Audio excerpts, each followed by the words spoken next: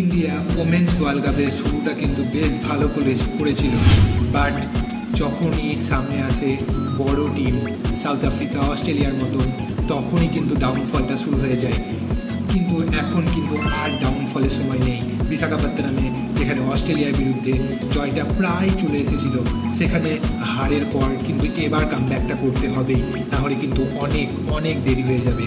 এবার কিন্তু সামনে চ্যালেঞ্জ ইংল্যান্ডের।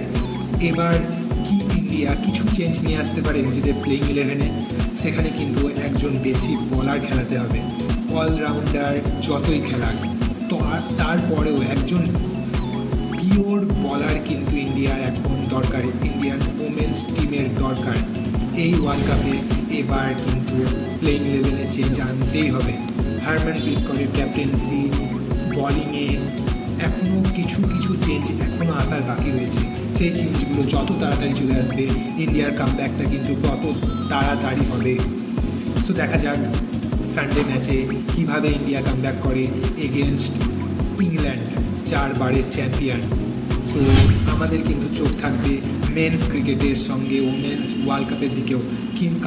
কারণ হলো এটা কিন্তু আয়োজন করা হয়েছে আমাদের নিজের ঘরের মাঠে।